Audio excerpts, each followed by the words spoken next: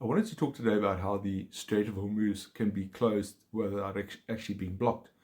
With the current US and Israeli strikes against Iran, tensions across the Persian Gulf have escalated dramatically. The military campaign, which began in February of this year, 2026, has targeted Iranian military infrastructure, leadership, and nuclear-related facilities. Iran has responded with missile and drone strikes across the region and also issued warnings against commercial shipping in the Persian Gulf. As a result of this, the Strait of Hormuz, which is the narrow waterway that connects the Persian Gulf to the open ocean, has suddenly become one of the most dangerous commercial shipping lanes on Earth. And this matters because this single choke point carries an extraordinary and disproportionate share of the world's energy supply. This is roughly 20 million barrels of oil per day moved through the Strait of Hormuz, and that's roughly 1/5 of global petroleum consumption and roughly a quarter of all seaborne oil trade. So, and also large volumes of liquefied natural gas, LNG, most particularly from Qatar, also transit the strait. So if you consider it from a global energy supply perspective, it's significant. At a first glance, the strait looks quite wide on a map. At its narrowest point, it's about 33 kilometers, obviously north to south.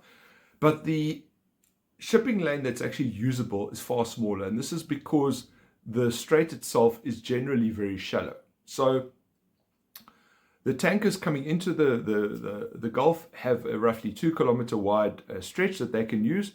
And outbound is the same, roughly 3 kilometers wide.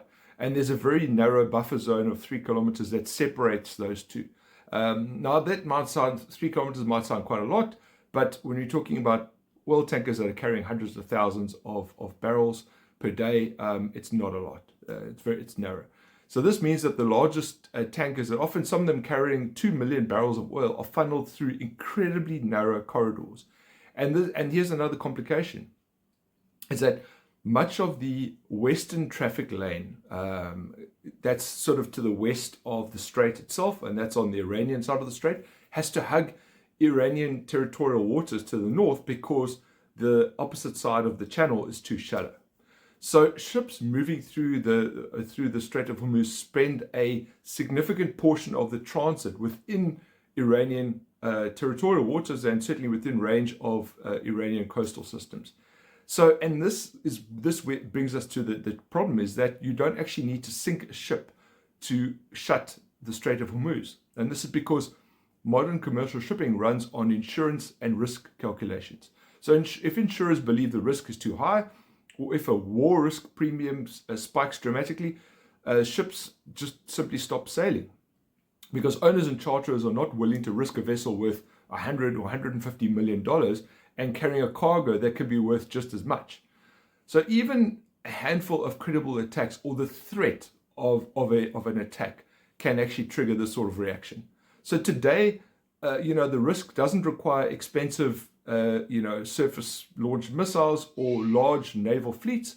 Very low cost drones, in the region of $40,000 to $50,000, have already demonstrated significant ability to strike oil infrastructure and commercial vessels across the Middle East. So even if a few tankers are hit or targeted, the strait may remain physically open, but commercially it becomes uninsurable and obviously unsaleable. And this is effectively enough to close it. So Iran doesn't need to mine the strait. They don't need to use surface vessels, surface combatants. They don't need to even have a submarine in the area. Simply the threat of that is enough. So in the short term, the immediate effect would likely be a sharp oil price spike. Threatening 20% of the global oil flows can move markets very quickly. In the medium term, if disruption lasts past a few weeks, then producers in the Gulf face a different problem, is that they can't move their oil. So storage facilities fill up, forcing production to close down at the major fields, and we've already seen that now in certain fields. And once the production stops, restarting it isn't just instantaneous. So oil fields, pipelines, export terminals, and tanker schedules all have to be restarted again and coordinated again.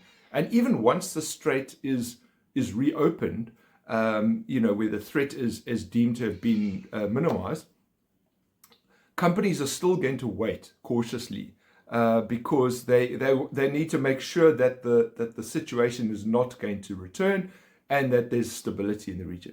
So supply may not immediately return to normal, even if the situation itself has.